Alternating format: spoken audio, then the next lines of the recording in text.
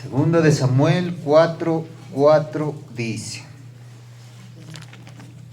y Jonatán, hijo de Saúl, tenía un hijo lisiado de los pies. Tenía 5 años de edad cuando llegó de Jezreel la noticia de la muerte de Saúl y de Jonatán. Y su nodriza le tomó y huyó, y mientras iba huyendo apresuradamente, se le cayó el niño y quedó cojo. Y su nombre era Mefiboset. Vaya. Bueno, vamos a Primera de Samuel, unas hojitas atrás, Primera de Samuel 24:20. Hagamos conexión con este versículo. Primera de Samuel 24:20 dice, y ahora como yo entiendo que tú has de reinar y que el reino de Israel ha de ser en tu mano firme y estable, júrame pues ahora por Jehová que no destruirás mi descendencia después de mí, ni borrarás mi nombre de la casa de mi padre. Entonces David juró a Saúl y se fue Saúl a su casa y David y sus hombres subieron al lugar fuerte. Amén. Bueno, esta es una historia, es una gran historia, es una historia conmovedora, de hecho. A mí me conmueve mucho esta historia. Vamos a hablar el contexto de estos versículos que tocamos. Resulta que Dios había ya ungido a David para que sea rey, solo era cuestión de días nomás. Y Saúl, el rey, sabiendo eso, le dice a David, júrame que cuando tú subas al trono, tendrás misericordia de mis descendientes, tendrás misericordia de mi hijo, tendrás misericordia de mis descendientes. Bueno, David hace ese pacto y jura y dice, sí, listo. Voy a hacer eso. Voy a cuidar de tu descendencia, le dice. Está bien, ya. Bueno, así pasó. Y resulta que Saúl tiene su hijo, Jonatán, y Jonatán también tiene un hijo. Pero miren, cuando David sube al trono, la nodriza, la niñera de este niño se asusta y lo que quiere es salvar al muchacho, al nene, quiere cuidarlo, quiere llevárselo a otro lugar. Bueno, ¿por qué? Porque mire, cuando una dinastía sube al trono, generalmente acaban con la descendencia anterior, no matan a los hijos, matan a los... Hasta en la naturaleza se ve eso, ¿no? ¿Se ha dado cuenta que cuando el rey, el león llega y se hace dueño de la manada, ¿qué hace lo primero? Mata a los cachorros del león anterior. Y lo mismo pasa en los reinados. Y entonces, esta nodriza, la niñera, pensando que David va a matar a los descendientes de Saúl, se asusta y lo coge al niñito de 5 años, dice, pobrecito, lo coge, lo carga, y en su afán parece que se tropezó, cayó, rodó, tal vez le cayó encima, no sé qué pasó, y dice que, no sé, le fracturó, le dañó las piernitas y quedó lisiado para siempre. Y ya no hubo nada que hacer. Y así ese niño, que era hijo de un príncipe, ese niño que aparentemente lo iba a tener todo, porque recuerde que era nieto de Saúl el rey, hijo de un príncipe, de Jonatán. Ese niño era un posible potencial al llegar al trono, iba a ser un rey. Tal vez el futuro de ese niño parecía que ya estaba escrito. Pero mire lo que pasa. Pero no fue así. No fue así. Quedó lisiadito de los pies. Y por temor a que tal vez lo vayan a matar, tal vez por temor a que le vaya a pasar algo, parece ser que esta nodriza lo lleva y lo oculta y lo lleva a vivir a un lugar. Y ahí pasa en el anonimato este niño lisiado, que pudo haberse llegado a ser un rey, pero por ese accidente quedó lisiadito a los pies. Lisiado, no podía hacer pie, no podía caminar. De la parte de la cintura para arriba todo bien, su mente lúcido, todo bien, sus miembros, sus brazos, bien, pero sus piernitas no podía. Y ahí quedó el hijo del príncipe. Y fue llevado, ahora les voy a explicar, y fue llevado a vivir a un lugar muy difícil.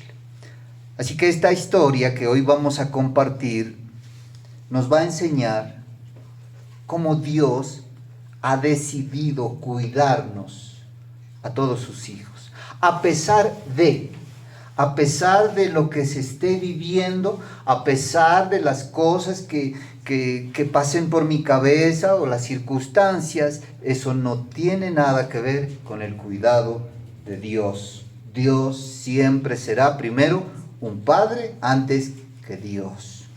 Yo siempre lo digo jocosamente. Mi papá trabaja de Dios. ¿Por qué? Porque primero es mi padre. Luego ya su oficio. ¿Cuál es el oficio de su papá? Es Dios. Ah, ya. Bueno.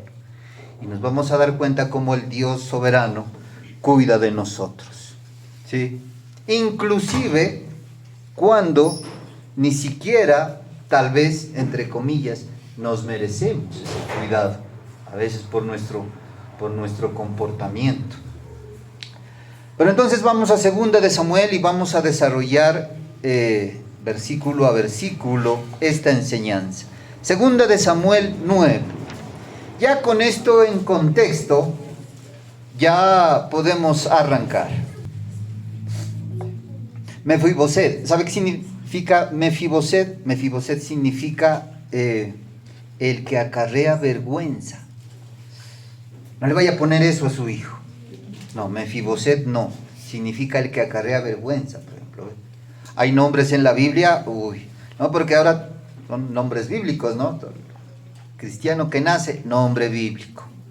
Joel, Dios es mi Dios, Jehová es mi Dios, bien. No le voy a, hay un nombre, por ejemplo, en la Biblia que se llama Jabes, significa dolor.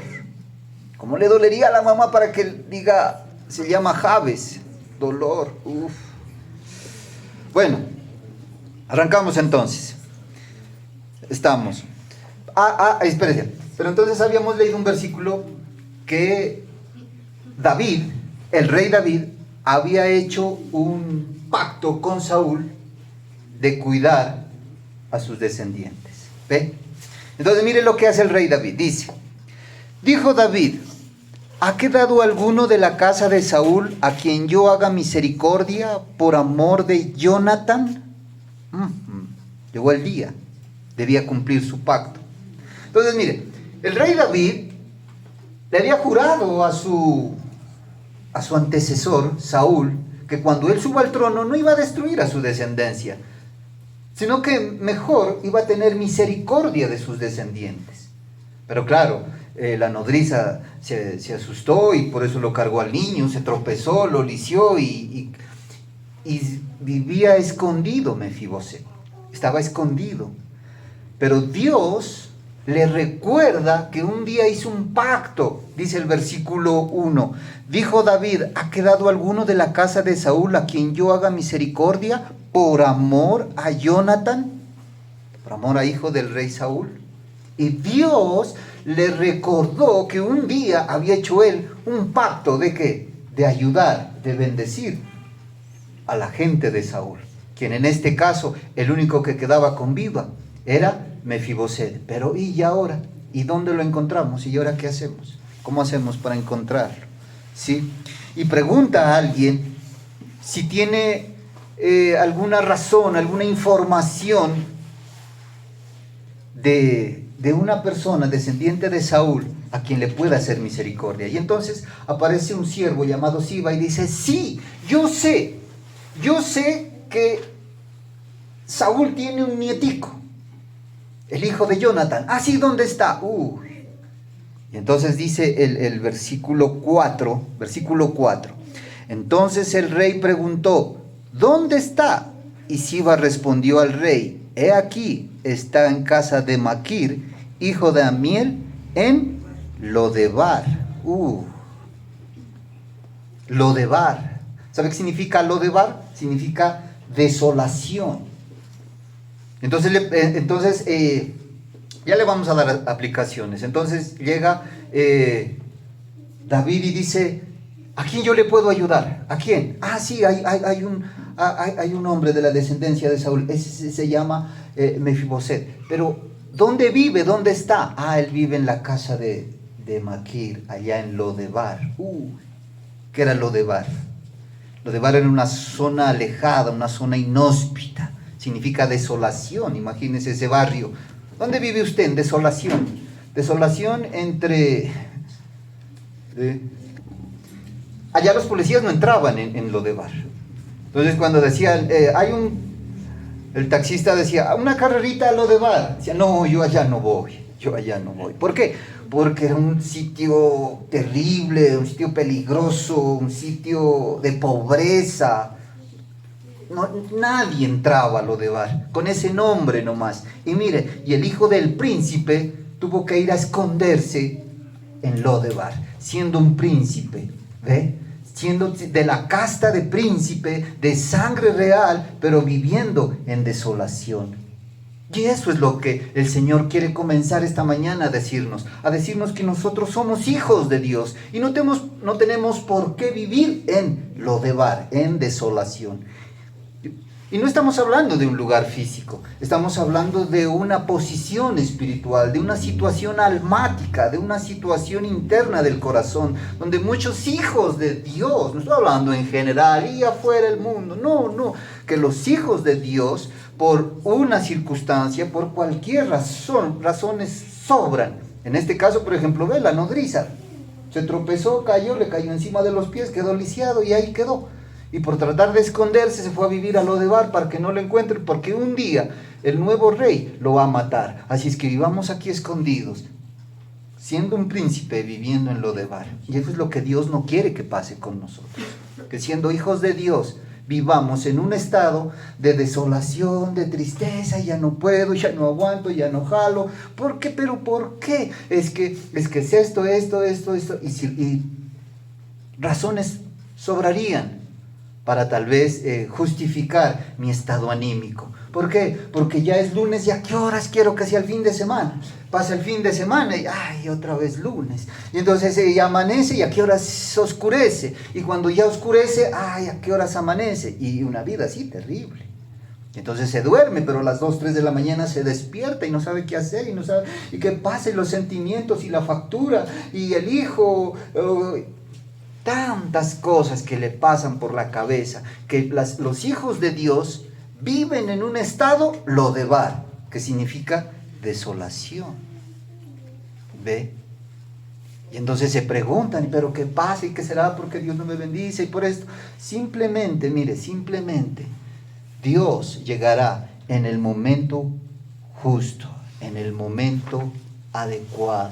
El Señor no llega tarde a rescatar a sus hijos.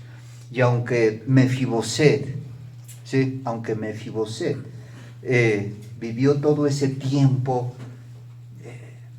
en Lodebar, en ese lugar inhóspito, desolado, triste, pero iba a llegar su día.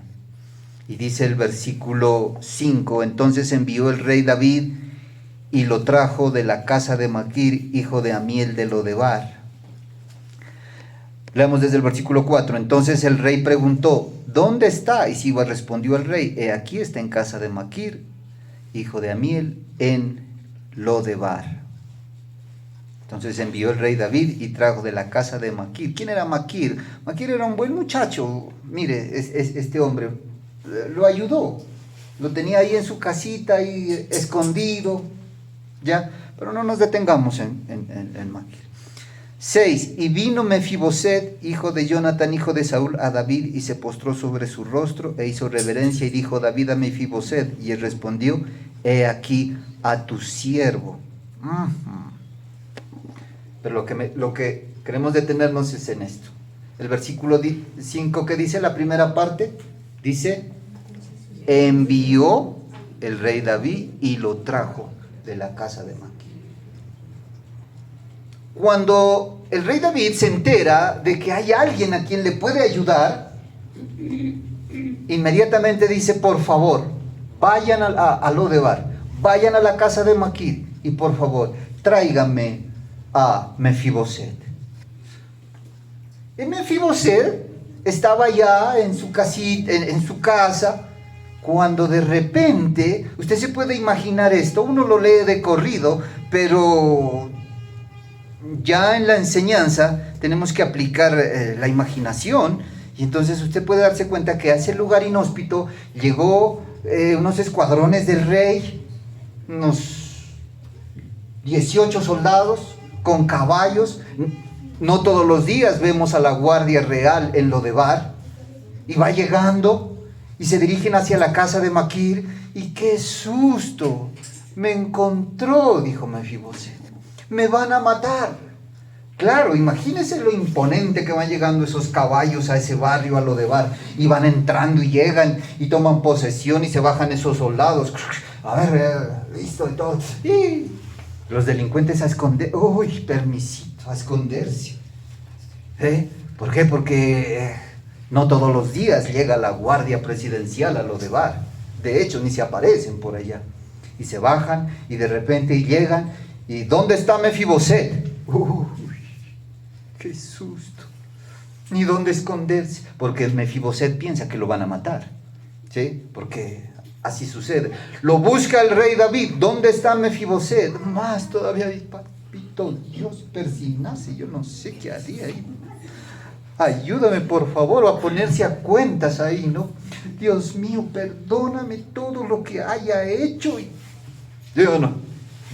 ¿Por qué? Porque piensa que lo están buscando para matarlo. Pero entonces llega y lo encuentra y le dice, levántate, el rey te necesita, vamos. Me imagino que lo subieron lisiadito, subas en su silla de ruedas. ¿Existirían sillas de ruedas en esa época? Similares tal vez, no como las de ahora. Bueno, lo subieron en su silla de ruedas y Mefiboset. Pero entonces mire, entonces el rey, el versículo 5, entonces envió el rey David y le trajo ¿a dónde? A su casa. Y vino Mefiboset, hijo de Jonatán, hijo de Saúl, a David, y se postró sobre su rostro, e hizo reverencia, y le dijo Mefiboset. Y dijo David, Mefiboset, y él respondió, he aquí tu siervo. Uy. Y cuando llega este hombre a los pies del rey David, piensa que ya lo va a matar. Pero aquí hay algo hermoso, porque ese día el susto que se pegó Mefiboset, pero no era que iba a morir, sino que su vida iba a cambiar. ¿Ve? Su peor día se convirtió o se va a convertir en su mejor día. Y así dice el Señor a nosotros, que nuestro peor día se puede convertir en nuestro mejor día. Porque Mefiboset creía que ese día iba a morir, ya se persinó, ya le pidió perdón a Dios, ya me van a matar, me encontraron, dijo. Pero no era para matarlo, era para cambiarle la vida. Levántate, el rey te necesita, y lo llevaron delante del rey. Y ya vamos a ver el desenlace.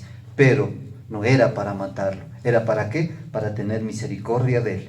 Entonces ese sustico que tuvo se fue transformando en paz, en gozo y alegría, y su peor día se convirtió en su mejor día. Y yo le digo esta mañana que su peor día se puede convertir en su mejor día. ¿Con qué? Con la mano de Dios, porque es escritural.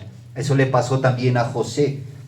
José estaba en el calabozo y entonces llegan y lo van a buscar y le dicen, te necesita Faraón. ¿Y qué será? va, le interpreta el sueño, y después de la interpretación del sueño va y lo aconseja al rey, y después de interpretarle el sueño, después de aconsejarlo a Faraón, ¿qué hizo Faraón? Lo puso de segundo al mando. El peor día fue su mejor día. Su peor temporada se puede convertir en la mejor temporada. ¿Cuándo? Cuando esperamos confiadamente en el Señor. Cuando no nos ponemos a renegar, y Diosito, ¿y dónde estás? ¿Dónde te veo? Así no funciona. Así no es. Dios no se va a mover por nuestros reclamos. Uy, sí es cierto.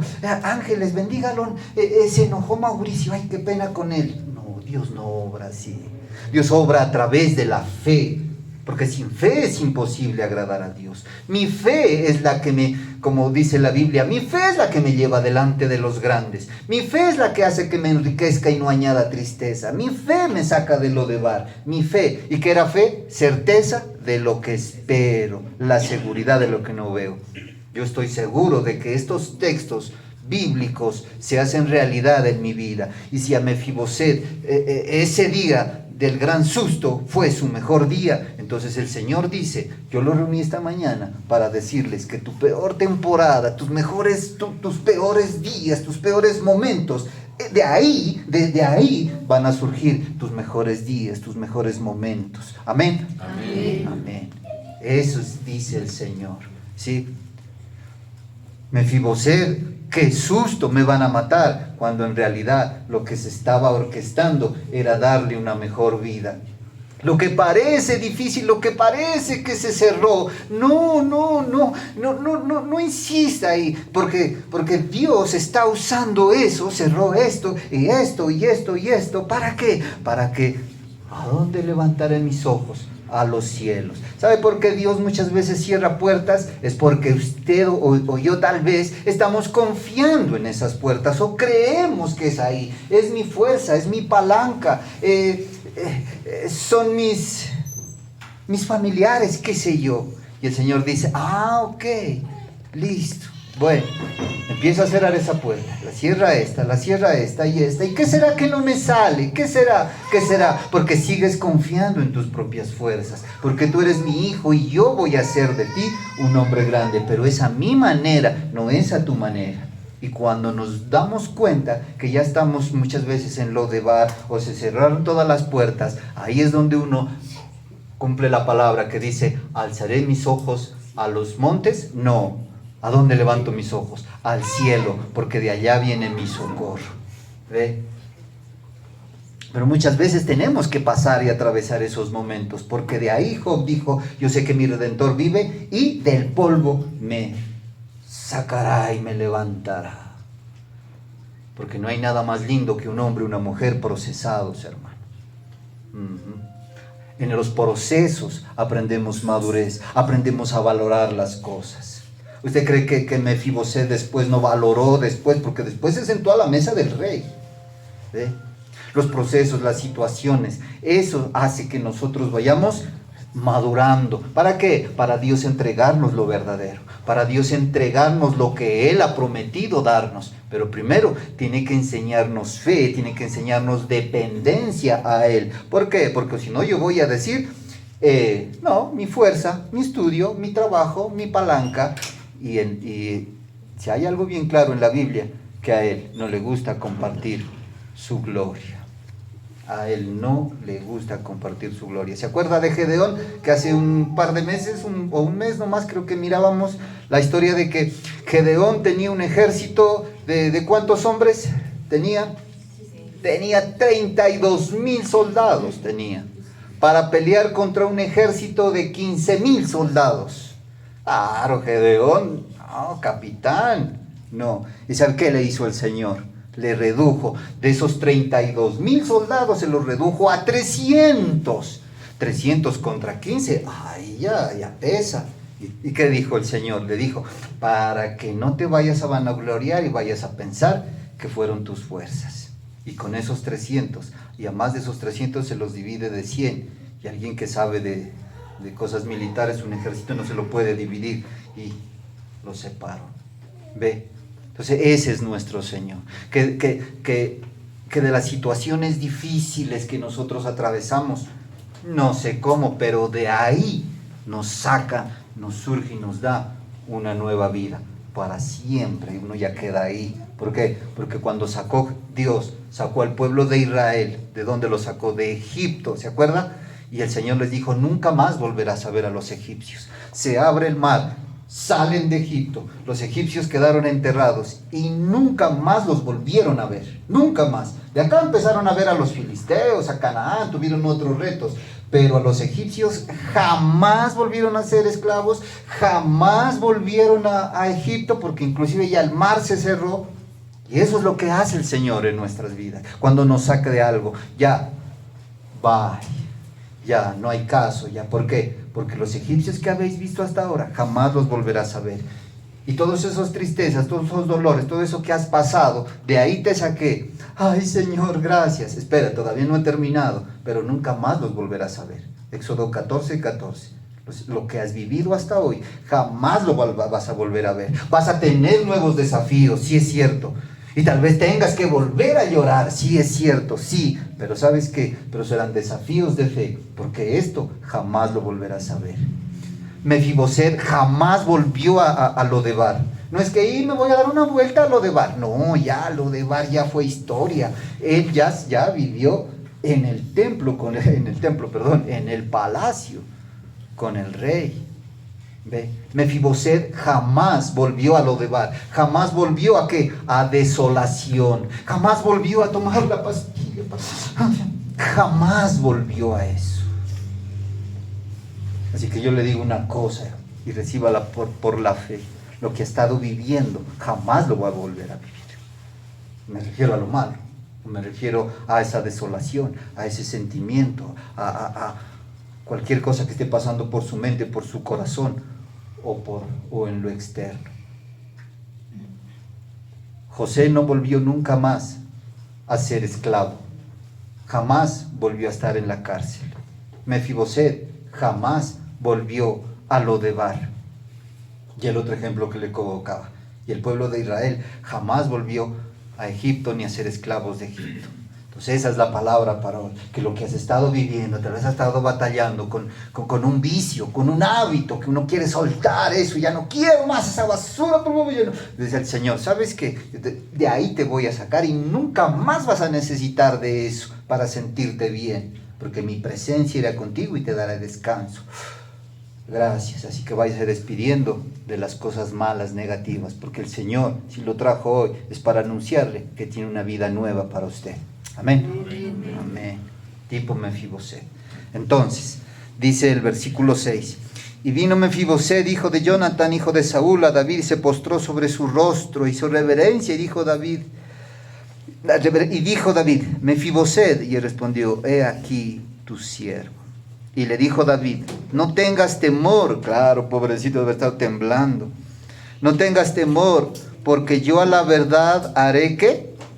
Contigo misericordia, por amor de Jonatán, tu padre. Vaya. Claro, está asustado, pero lo mira, ¿no? Le dice, no tengas temor, del pobre Mefiboset, ¿cómo te llamas? Y pobrecito, no tengas temor, tranquilo, no tengas temor a acercarte a mí, no tengas temor, le dice. ¿Ve? O sea, Jonatán, ¿qué estaba? Estaba asustado. ¿Y qué le dice el rey David? No tengas temor, tranquilo, ven, acércate, no pasa nada. Venga, mijo, qué lindo, te pareces a tu papá Jonathan, mira el lunar sacaste, qué lindo. Claro, porque él lo que quiere es bendecirlo y lo que quería era abrazarlo, pero ¿sabe qué pasa con Mefiboset? Él tenía temor de acercarse al rey, y eso nos pasa muchas veces a nosotros, ¿ve? Tenemos temor de acercarnos a Dios. ¿Qué dirán? Mi vida está bien. No tengas temor, el Señor nos dice esta mañana, no tengas temor de acercarte a mí. ¿Por qué tienes temor? No, es que yo ya tengo mi religión. ¿Quién está hablando de religión? No, es que... Como yo le dije un día a un hombre, yo le dije en estos días creo que le he contado. Yo sé por qué tú no quieres acercarte a Dios. Porque sabes que en el momento que te acerques de verdad, de corazón a Dios, tu vida va a cambiar. Y no quieres soltar ese pecado. Porque está abrazadito el pecado. Entonces por eso, no, Diosito, allá nomás, Diosito, ay qué lindo papito Dios. Cuando te necesite, así, pero tienes que estar, verás. No, así no funciona. Por eso el rey David le dice, no tengas temor de acercarte a mí. ¿Qué puedo hacer? ¿Qué te voy a quitar? Te voy a añadir. ¿Sabes? El engaño del diablo es creer que cuando nos acerquemos a Dios, Dios nos va a quitar la diversión. Y créame, es el comienzo de ella, pero sin pecado. El no acercarse a Dios, el no acercarse al Señor Jesucristo como mi Señor, mi Salvador, hacerlo mi pana, hacerlo, tener una relación con Él íntima, charlar, hablar, divertirme con Él. Eso es lo que el Señor quiere. ¿Ve? Por eso le dice, no tengas temor a acercarte a mí. Y muchos tienen temor, ¿sabe por qué? Porque saben que el día que se acerquen al Señor, sus vidas van a cambiar. Y eso es lo que no quiere. No quiere soltar el pecado. Lo quiere a Diosito ahí nomás, sí, aquícito. Ya, listo. Y así no funciona. Dios me mostraba en esta semana de unas personas que estoy orando por ellas. Sí, y Dios me mostraba, me decía, mientras ellos no... Porque me paró, me dijo, quieto ahí, ya no ore más. Porque no sé, tenía un estorbo. Hasta que ellos no suelten eso, mis bendiciones están detenidas. Así que, ay, me dio una cosita aquí. Vaya, claro. Bueno, listo, sigamos. Ve. No tengas temor de acercarte al Señor. ¿Cuál es el susto? ¿Qué dirán? ¿Qué dirá quién? El diablo. No tengas temor de acercarte al Señor. ¿Por qué? Su bendición si la quiere, ¿no? Bendíceme, pero chitón, acá entre tú y yo nomás, ¿ya? Que nadie se entere que yo, ¿no? Que nadie se entere que fui a la iglesia. No, yo fui a la iglesia, pero es que tenía que acompañar a mi mamá, es que pues allá, tú sabes. Así no funciona, así no funciona. No tengas temor de acercarte al Señor. ¿Qué puede hacer? ¿Qué va a hacer? Lo único que quiere, ¿qué es? Mejorar su vida. ¿Qué le dice ahí en el versículo? No tengas temor, porque yo la verdad haré contigo, ¿qué? Misericordia. Misericordia. ¿Qué es misericordia? Misericordia es el vehículo por el cual Dios muestra su amor, su bondad, su generosidad, su protección. Misericordia. Un ejemplo de misericordia. Usted ve pobrecito a un niño con hambre, tiene pena, ay, pobrecito, dice, ay, desarrolla la bondad. Misericordia es darle pan, ¿ya? Ese es Dios. Entonces dice, yo quiero hacer misericordia. Le repito el ejemplo, ¿sí? Usted mira a un niño con hambre, pobrecito, bostezando, entonces usted dice, pobrecito, tiene hambre, tiene frío, está lloviendo. ¿Qué está expresando? Un sentimiento de bondad. Ya, está bien. Pero ¿qué es la misericordia? Darle una cobijita y darle una talega de pan. A eso se le llama misericordia. La vía por la cual yo desarrollé la bondad que estaba teniendo. Bueno, el Señor dice ahí, ¿sabes qué? Yo lo único que quiero es tener misericordia contigo. Ya. Quiero demostrar cuánto te amo. Quiero demostrar mi cuidado. Quiero abrirte los ojos para que entiendas y me conozcas que yo soy rey. Que el universo es como la punta de un alfiler ante mi grandeza. Y que mi amor es así de grande hacia ti. No, más tarde. Olvídate. Ese es el engaño, ¿eh? El engaño. Acércate, porque lo único que yo quiero es mostrar mi misericordia. Quiero responder a tus oraciones. Ese es el Señor. Así que el versículo 7 dice, y le dijo David, no tengas temor, porque yo a la verdad haré contigo misericordia. Yo quiero patrocinarte los planes. Eso es lo que yo quiero. Ahí está, a ver. ¿Qué has hecho hasta ahora? Solito. Mis fuerzas. Mi palanca. Ya, muy bien, ya, listo, ya. Pero yo quiero patrocinar ese sueño. Porque yo te di la facultad de soñar. Y si te di la facultad de soñar, también te voy a dar las vías para que desarrolles ese sueño. Pero a mi manera, porque la Biblia lo dice. Mis pensamientos son más altos que tus pensamientos. Mis caminos, mejor que tus caminos. Todos necesitamos del Señor. ¿Sabe qué no nos deja acercarnos al Señor? Aparte de, bueno, aunque es pecado, pero yo he mirado, ¿sí? En mi caminar en el Señor y en todos estos años, porque he mirado que muchas personas no quieren acercarse a Dios, necesitándolos, porque todos necesitamos. El orgullo, esa dependencia de uno mismo, ese orgullo feo que no lo deja acercarse al Señor y disfrutar de su misericordia. Porque cuando, en el momento que uno ya experimenta, cuando uno ya experimenta al Señor, ya se da cuenta de quién realmente es el Señor. Que no es un crucifijo, que no es una imagen, que no es que está allá en los cielos. ¡Hey! ¡Help me! No. Que Dios está más cerca de mi propia respiración y que lo único que quiere es tener misericordia de mí. Amén. Qué linda es la misericordia, qué lindo estar cerca del Señor. ¿Ve? ¿Se acaba la diversión? No, para nada. El diablo nos tiene engañado que la única diversión es el pecado. Mentira del diablo. Podemos disfrutar nuestra vida, reír, saltar, cantar, danzar, gritar, movernos, hacer lo que quiera, sin necesidad de ser vulgares, sin necesidad de chistes de doble sentido, sin necesidad de pecar. ¿Ve? A eso, ¿sabe qué se le llama a eso? La paz que sobrepasa todo entendimiento. Estoy, aunque atribulado, pero no angustiado. Que estoy en apuros, pero no desesperado. Perseguido, pero no desamparado. Derribado, pero no destruido. ¿Por qué? Porque el mismo Dios a través de mí es el que me levanta. Yo les he enseñado aquí a la iglesia, no oren, Señor, dame fuerza. No, esa no es una oración. Sí, pues, pero nosotros no. Nuestra oración es, Señor, tú eres mi fuerza. ¿Ah, qué diferente? Señor, dame fuerza. No ore así. Señor, tú eres mi fuerza, mi gloria y el que levanta mi cabeza. Y usted va a empezar a experimentar que Dios es un Dios vivo, un Dios real. Amén. Amén.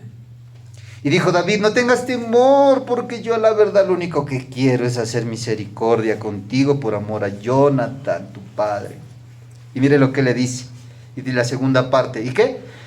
Te devolveré todas las tierras de Saúl, tu padre, y tú comerás a mi mesa. No, es que el versículo 7 era.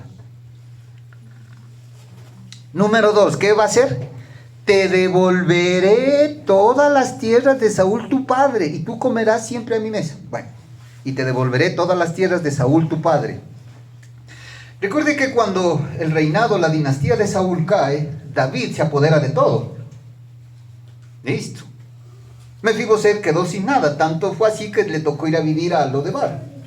¿Ve? Mefiboset hasta ahí ni siquiera era pobre, era indigente. Estaba grave, viviendo en Lodebar. Ya, es que era grave Lodebar. ¿Ya? Pero mire lo que le dice. Esto no se la esperaba. Le dice, ¿y sabe qué? Yo voy a hacer contigo misericordia. Vamos a buscar a los mejores doctores para que les sanen sus piernitas, mijo. Yo no sé a dónde nos vayamos, tengamos que ir al oriente, tal vez, qué sé yo. Pero ¿sabe qué? Le tengo un segundo dato. ¿Cuál? Te devolveré todas las tierras de Saúl, tu padre. En ese caso era el abuelo. Te devolveré todas las tierras. Ahora todas las tierras no es que ahí, bueno, ahí la cuadra. No. Extensiones de hectáreas. Para ese entonces, con ganado, con todo, toda la riqueza de Saúl estaba guardadita. Escúcheme bien, esto le va a gustar. Toda la riqueza de Saúl, el rey David la tenía guardadita para dársela a su heredero. su bendición, Dios se la tiene guardada, está quietica. No es que si se porta mal, le doy a otro. No, Dios no es así. El Señor no es así.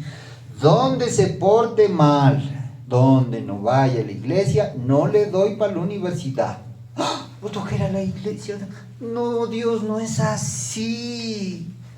Su bendición es su bendición. Mire, ahí está. Te devolveré las tierras de tu padre. Y ya habían pasado como dos décadas. Ya habían pasado años.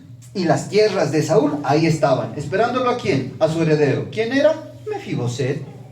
Y Mefiboset, siendo rico, vivía como pobre. ¿Sabe por qué? Porque no se había acercado a Dios, porque no se había acercado al rey, símbolo de Dios en nuestra enseñanza. Siendo rico y viviendo como mendigo. Y yo no me refiero como a lo físico, ¿sí? Es una enseñanza espiritual. ¿Ve? Un hijo de Dios viviendo una vida. ¿Por qué? Porque no quiere acercarse de verdad al Señor. Y le ofrece, le dice, mira, todo lo que yo te he ofrecido, todo lo que es tuyo, ahí está, te lo tengo guardado. Restitución. ¿Mefiboset creyó que perdió esas tierras? Mefiboset ya lo daba por... ¿Ve? Pero el rey se lo restituyó. Y ese es nuestro segundo punto de aplicación en esta mañana. De hecho, el versículo 7 es la enseñanza completa. Restitución. Restitución de lo que había perdido. ¿Qué ha perdido? ¿Qué ha perdido? ¿Qué he perdido? Pastor, yo he perdido mi vida. Bueno, está bien. ¿Cuántos años derrochados? Bueno, Dios va a hacer. Esa palabra me la dio a mí, por ejemplo. Yo puedo decir eso, Señor, ya Dios mío. En un cumpleaños, cuando cumplí... Bueno, eso no le importa. Señor, mi vida. Yo miraba hacia atrás, mi vida. Ahí me dio esa palabra de restitución. ¿Sí? Todo lo que no hiciste en esos años, los vas a hacer en los años venideros, más lo nuevo. Sí. Dios mío, restitución. Restitución, ¿qué es lo que ha perdido? ¿Qué es lo que perdió? Yo perdí mi buen nombre, es que como han vituperado de mí, vas a recuperar tu buen nombre. Restitución, te devolveré todas las tierras de tu padre, le dice. ¿Qué representan todas las tierras de su padre para usted? Bueno, lo que represente, eso es lo que Dios esta mañana nos dice, que viene un tiempo de restitución. Lo que haya perdido, yo perdí dinero, bueno, entonces será restituido tu dinero, no importa. Yo perdí tiempo, bueno, listo, entonces lo que yo pensaba hacer en meses, ahora lo voy a hacer en semanas, porque viene tiempo de restitución. Y lo que podías ganarte en un año, te lo vas a ganar en una semana. Restitución. ¿Qué es lo que el diablo me ha robado? El diablo me ha robado el amor. Bueno, entonces, multiplicado vendrá el amor. Como en una enseñanza, ¿no? Estaba dando acerca de esto, de la restitución, pero tocaba el versículo de 7 veces. Entonces les decía, el Señor les va a... Porque dice, ¿no? Que si el ladrón es sorprendido, debe devolver 7 veces, dice, ¿no? Hay un proverbio que habla de eso. Entonces el Señor nos colocaba de hablarle que sí, 7 veces, perdió una casa, 7 casas, perdió trabajo, 7 trabajos, y se me acerca alguien y me dice, yo perdí mi novia, ¿será que 7 me va a dar? Vivo, ¿no? Ahí sí, desato esas 7. No, pues tocó aclararle, no vaya. Ve. Entonces, mire, volviendo a nuestro punto. Restitución, lo que hayamos perdido, hermanos, no importa la edad. No importa la edad. No importa si estudió o no estudió, no importa. Pero algo se ha perdido. Y esta mañana yo Yo estoy pidiendo, mi oración, restitución. Hoy vamos a orar por restitución. ¿Qué es lo que ha perdido? Está perdiendo a su hijo. Restitución, lo vamos a ver en la iglesia. Su hogar, restitución. Las finanzas. Yo lo que he perdido es las ganas de vivir. Bueno, si hoy ora con fe, créame que va a salir a disfrutar su vida. Te devolveré lo que es tuyo, dice. Te devolveré todas tus tierras. ¿Y qué le dice? Y tú comerás siempre a mi mesa. Uf. Y tú comerás siempre a mi mesa. Significa, no saldrás de mi presencia. Solamente los nobles se sentaban a la mesa del rey. No sé si hasta ahora se siente, pero bíblicamente, ¿sí? Nadie más que un noble o hijo de nobles se podían sentar a la mesa del rey. ¿Y qué significa eso para nosotros? Comunión con el Señor. Estar a la mesa del rey significa poder conversar con Él, poder hablar con Él, su presencia, saber que el Señor está ahí, vivir en su presencia. Y comerás siempre a mi mesa significa estar siempre a su lado. Significa no me va a faltar nada. Estar a la mesa del rey, créame, no es que y el ají no hay, no, hay lo que quieran. Sentar a la mesa del rey es no habrá más escasez. Sentado a la mesa del rey es aquí vas a estar seguro. ¿Quién toca a alguien que está sentado en la mesa del rey? ¿Quién lo toca? ¿Ve? Eso significa estar sentado a la mesa del rey. Eso es lo que el Señor quiere con nosotros. ¿Ve? Y esta mañana nos congregó aquí en este lugar para decirnos que Él quiere hacer eso con nosotros. Pero nosotros muchas veces no lo dejamos. Qué absurdo, ¿no? No lo dejamos. Quiero bendecirte después, mañana. Bendíceme, al fin. Pero yo lo hago a mi manera, ¿sí? Y mi manera, créeme, te va a beneficiar. Uf. ¿Por qué? Porque Él nos da más abundantemente de lo que pedimos o entendemos.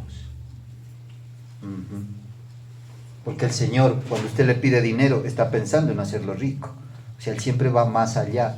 Está pensando en 10, Él está pensando en 100. O sea, Él es así. La Biblia enseña que Él es así, que Él siempre va más allá. O sea, Él no hay límite para Él. De hecho, los Salmos dicen que su misericordia llega hasta los cielos, plural, y hay 7. O sea, Él no se cansa de amarnos. Él no se cansa de prometernos, de que nosotros vayamos tras esa promesa. Él se deleita cuando vemos que un sueño se cumple y empezamos a programarnos hacia el otro. O sea, ese es con el Señor. Con el Señor nunca es llegué, ya está, ya coroné, felicidades. No, ahora es cuando arranca. Es como cuando la persona se gradúa, ¿no? de una carrera. Dice, ya coroné. No, ahorita es donde comienza la acción. Ahorita es donde ya arranca. ¿Ve? Con el Señor es así. Y estar sentado a la mesa del rey es escuchar hablarlo al rey. ¿Ve? Estas reuniones son eso. ¿Ve? Que dice Apocalipsis 3:20, aquí estoy a la puerta y llamo, si alguien oye mi voz, abre la puerta, entraré a él y cenaré con él. ¿Ve? Él. Esto es símbolo de la cena del Señor. Que el domingo, el primer día de la semana, porque hoy es el primer día de la semana. El calendario gregoriano dice que es el lunes, pero bíblicamente hoy es el primer día de la semana. Y lo arrancamos con Él. Y nos sienta a la mesa. Aquí es la mesa. Y que está dándonos palabra. A usted y a mí. Que use mis cuerdas vocales es otra cosa. Ya. y nos está hablando. ¿Y qué nos dijo? Y por allá arriba que hay otra iglesia también les está hablando. Y por allá abajo también. Y en Pasto y en Cali y en cualquier parte también. Este día nos reúne para decirnos, por ejemplo, a nosotros, a este puñado, nos sentó a la mesa y nos está diciendo, yo quiero tener misericordia de ustedes, pero déjenme tener misericordia para darles restitución. ¿Ve? Todo lo que nos ha estado enseñando. Si yo la cojo, gracias Señor, mi Dios. Pero una cosa, lo que nos decía, pero una cosa te digo, ¿cuál? No tengas temor de acercarte a mí. No tengas temor. ¿Qué temes? ¿Qué? ¿Qué es lo peor que puede pasar? ¿Qué? Que te bendiga. Ve. Bueno, eso es estar sentado a la mesa del rey. Versículo 8. Y él inclinándose dijo, ¿quién? Él, Mefiboset. Y él inclinándose dijo, ¿quién es tu siervo para que mires a un perro muerto como yo? Uy, claro, pobrecito, se siente indigno. Se siente indigno, claro. No valgo más que un perro muerto. Dice, ¿cuánto vale un perrito muerto? Le vendo el perro, está muerto. Lleva 3 días. Se nota. ¿Cuánto vale un perro muerto? Mire la baja autoestima. ¿A dónde fue a parar la autoestima de Mefiboset? Y cuando David le habla, mire todo esto y le dice, vas a comer a mi mesa, te voy a restituir todo lo que era de tu padre, voy a tener misericordia de ti. Yo hubiera dicho, gracias Señor, ya qué lindo. Pero él mire la reacción, ni siquiera un gracias. La reacción de él es, y dice, inclinándose dijo, ¿quién es este siervo? ¿Sí? Que me mires, que soy como un perro muerto. Pobrecito, claro, se sentía tan indigno. ¿Por qué? Por toda esa linda vida que trajo, claro, viviendo en Lodebar. Viviendo en Lodebar, viviendo en desolación. Viva en desolación. 1, 2, 3, 4 semanas, 2, 3 meses, vive en desolación. Y después se va a ver al espejo, ¡ay, qué fea que estoy! Tira. No, es ya su mente que ya le hace ver eso. ¿Por qué? Porque todo el tiempo ha vivido en desolación. Está ahí la fogata y saque un leño, sáquelo así. Lo saca y póngalo allá. ¿Usted cree que se hace otra fogata? No, ¿qué pasa? Se ahoga, se apaga. ¿Ve? Eso sucede cuando yo me alejo del Señor. Eso sucede cuando yo vivo en Lodebar. ¿Sí? Y empiezo ya a verlo mal. Mire cómo se mira. Ni siquiera un perro. Dije, hola Toby. No, ni siquiera un perro. Dice perro muerto.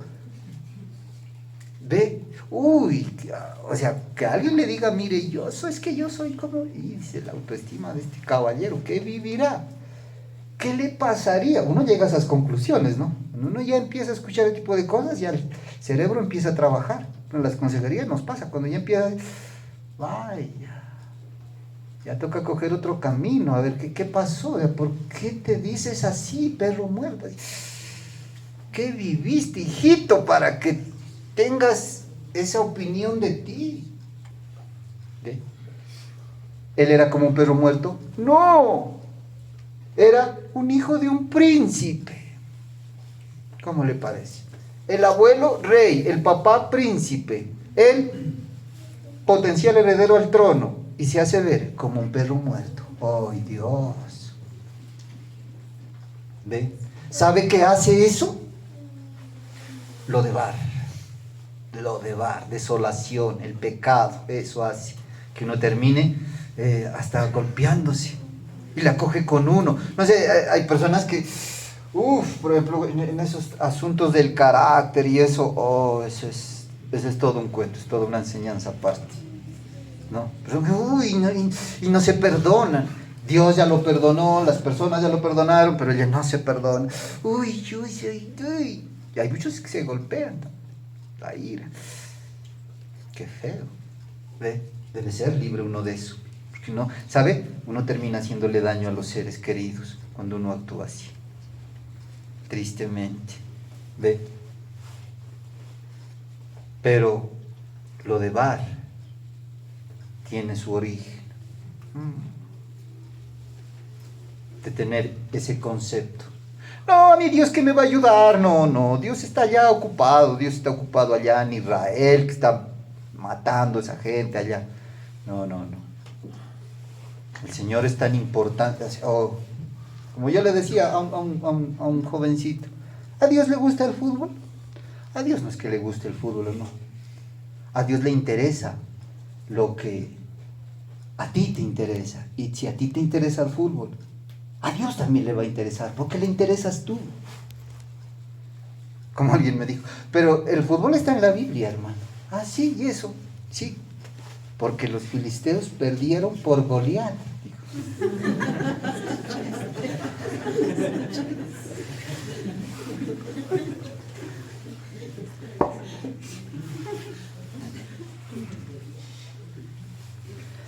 Mire cómo se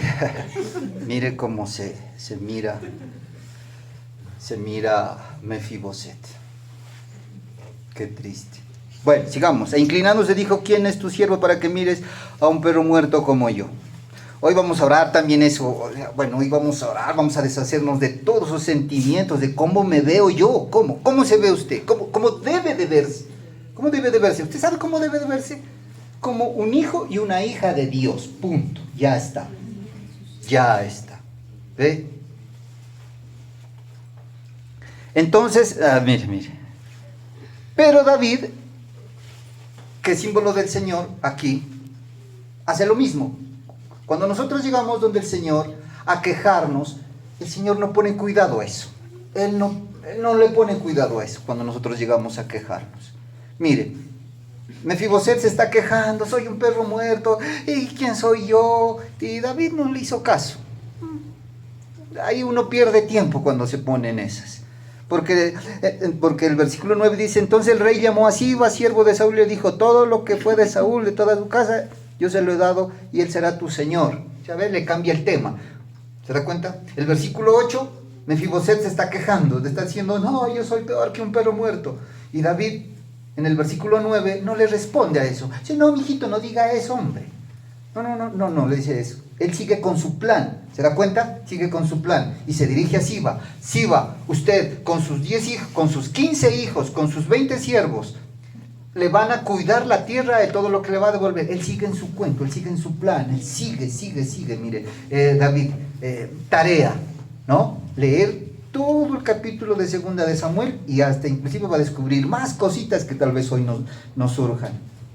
¿Por qué? Porque entonces en el versículo 9 le cambia el enfoque, le cambia el tema. El uno se está quejando y él sigue en su plan. Mire, nuestras quejas, lo que nosotros digamos, no le cambian los planes al Señor. Y el Señor se ha determinado a bendecir, pues él sigue. El versículo 9 no lo vemos al rey David. No, tranquilo, tratando de explicarle, haciendo, no, él ya tenía su plan. ¿Cuál era el plan? Devolverle las tierras y hacer que Siba con sus 15 hijos, 20 siervos, lo sirvan a él. Ya, punto. Hay otra aplicación, él enviará a personas para que nos bendigan, las va a usar. Ya, ¿ve? Entonces él no le hace caso. ¿Por qué? Porque al Señor nadie le cambia los planes. Él está concentrado en los planes. La concentración de tus pensamientos marca tu destino. Por ahí tenemos una enseñanza. La determinación de tu sueño, de tu propósito marca tu destino. Y el Señor como un faro va por delante, por aquí, por acá no. No, mira qué lindo. No, ese no, está lindo, pero ese es un lobo, lo que está es vestido de oveja. Vamos, siga. Determinado en el propósito. ¿Se da cuenta cómo Saúl no se deja mover por las palabras de Mefiboset? Y el otro quejándose, siga hablando del perro muerto. Yo lo que voy a hacer es darle lo que le prometí. Por favor, me lo atienden. Concentrado en el propósito, en lo que quiere hacer con usted. Dios cumplirá su propósito con usted y conmigo, nos guste o no. Y esas son buenas noticias. Porque ¿qué dice la Biblia? Que pensamientos de paz, de bien, tiene para nosotros, no de mal. ¿Para qué?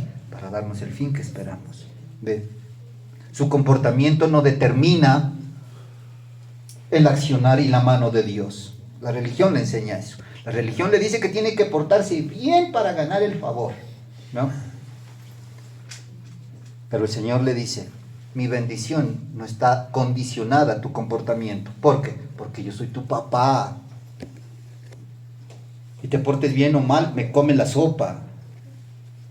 Nada más de que se porta mal y me va a dejar la sopa. No. ¿Ve? Nuestro comportamiento no está ligado a su bendición.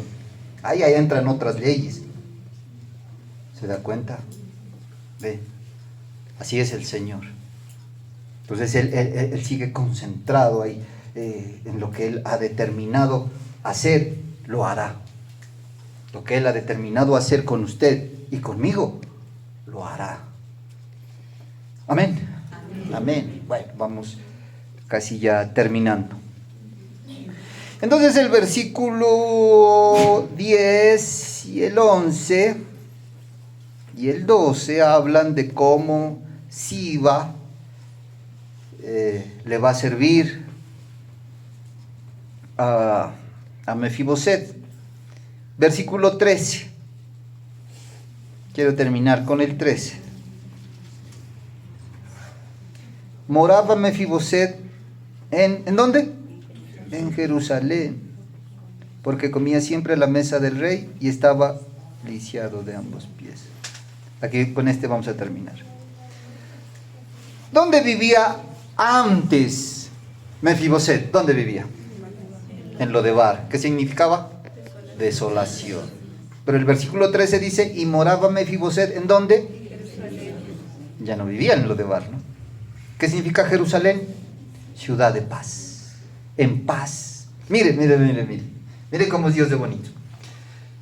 Vivía en Lodebar, vivía en desolación. Dios tiene misericordia y ahora vive ¿en dónde? En paz. De desolación a paz. Esa es la promesa del Señor. Oh, esa es la promesa de promesas. Porque esa paz, muchas personas pagan millones por adquirirla y no la consiguen. Aparentemente una paz. Tomemos vacaciones y no quiere regresar. Esa paz, es muy codiciada, pero el Señor no la da. Y no está diciendo paz no significa ausencia de problemas, significa dormir sabroso, levantarse y disfrutar del trabajo, del estudio, saber que en esta situación, en esta y en esta, Dios tiene el control. Eso hace dormir en paz. En paz me acostaré, ¿y qué pasa? Y así mismo dormiré. ¿Qué significa así mismo? O sea, con esa paz. No hay nada más sabroso que dormir en paz, ¿no? Repito, paz no es ausencia de problemas. Esa paz viene cuando yo sé, estoy convencido de que mi Dios tiene el control de todo. A Él no se le escapa nada. Eso hace que yo me acueste y duerma. Aleluya. Y si lo ve a Mefiboset, de Lodebar, vivía en Lodebar, segunda de Samuel 4:4, ¿se acuerdan? Y ahora nos dice que vive en paz. Jerusalén, ciudad de paz. Porque comía siempre a la mesa del rey. Cuando comía de vez en cuando, los fines de semana lo espero, ¿no? En la mesa, ahí está su puesto. No. Cada 8, no.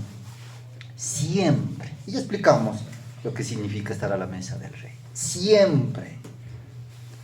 Siempre. ¿Sabe qué significa siempre? Siempre. Muy bien. Entonces, hermanos, están volando.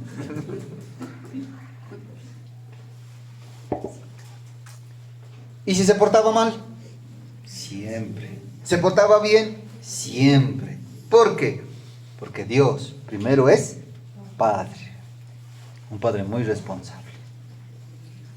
Pero mire cómo termina diciendo: y moraba Mefiboset en Jerusalén, porque comía siempre a la mesa del rey. ¿Y qué dice? Y estaba lisiado de ambos pies. Seguía lisiadito. Ujú. ¿Ve? A pesar de todo seguía lisiado de sus pies. ¿Y eso qué significa? ¿Sabe qué significa? Le digo qué significa, lo dejamos para el otro domingo. Significa que problemas habrán. Él seguía lisiado de los pies. Problemas habrán, situaciones se presentarán. ¿Ve? Porque vivimos en este mundo. El tráfico, cómo está allá afuera, el agua, se acuerda.